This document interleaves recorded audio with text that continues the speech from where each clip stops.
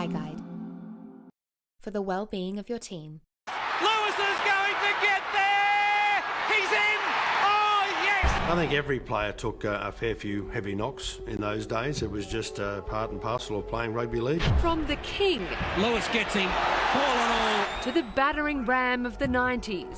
Someone took out Brett Horsell. They're the hard men of league who put their bodies on the line for the love of the game. A big hit comes in from Horsell.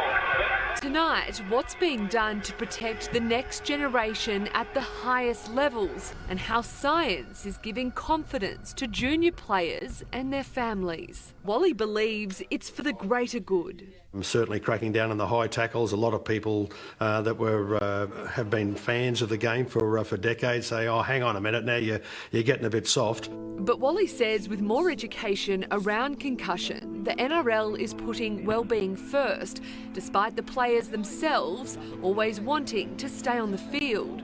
For them, it might be the scoreboard that's the number one priority, but certainly for the players and the bosses of the game, the number one priority is the health and fitness of the player. It's recent cases like Boyd Cordner and Jake Friend, who retired from the Roosters early this year, mid-season, after multiple concussions, that's been eye-opening for the league.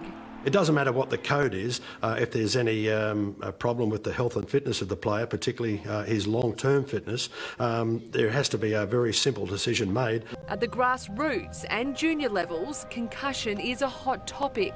And the sad part is a lot of my concussions occurred before I even made NRL, you know, in my junior football, in my teenage years. Anything we do is better than doing nothing.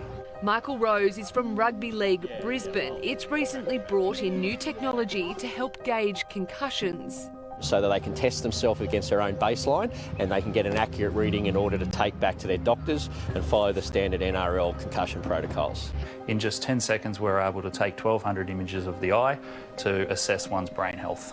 It's called EyeGuide. A player follows a stimulus for 10 seconds in a figure 8 to track their focus. Game data can then be compared to a pre-game baseline. Director Matt O'Hare. It's just giving the trainer or the person using the platform objective data to make a better decision about that person's welfare. If you try to fake this, it will spit the test out and ask you to test again. For parents like Catherine Friend, who has 2 sons who play contact sport, it's peace of mind.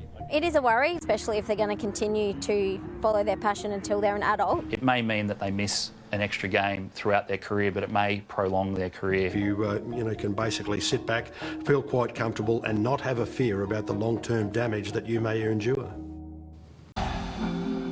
EyeGuide. For the well-being of your team.